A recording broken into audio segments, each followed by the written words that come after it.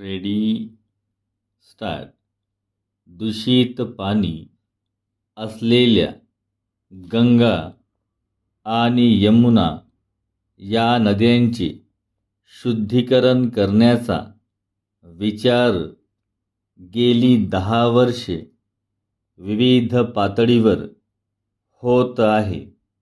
या पवित्र नद्यांच्या प्रदूषणाचा आणि या दोन्ही नद्यांच्या खोऱ्यांचा सगळा प्राथमिक अभ्यास पूर्ण होण्यास 10 वर्षे लागली.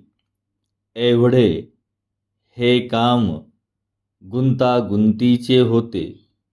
हा प्राथमिक अभ्यास झाल्यावर दोन्ही नद्यांचे एक प्रदूषण संपविण्यासाठी निश्चित स्वरूपाची व्यापक योजना आखून त्यांची ठोस अंमलबजावणी करण्याचा प्रश्न निर्माण झाला. हे काम राष्ट्रीय पातळीवर अग्रक्रमाने हाती घ्यावे यासाठीच महामंत्री राजीव गांधी यांनी केंद्रीय गंगा प्राधिकरणाच्या स्थापनेची घोषणा केली.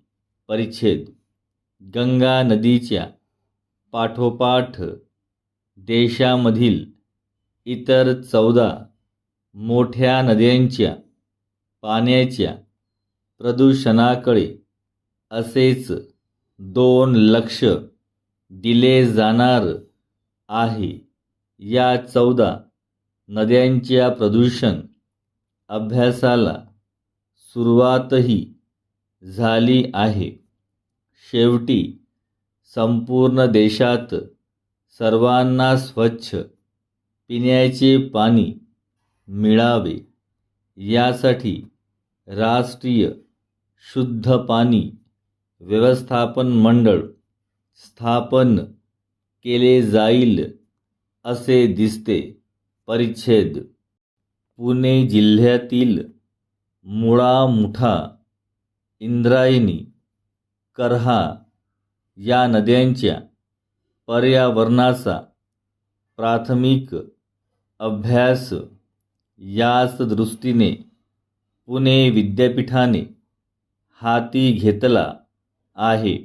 देशात इतर ठिकाणी नद्यांच्या पाण्यासंबंधी 5 संशोधन प्रकल्प हाती घेण्यात आले आहेत.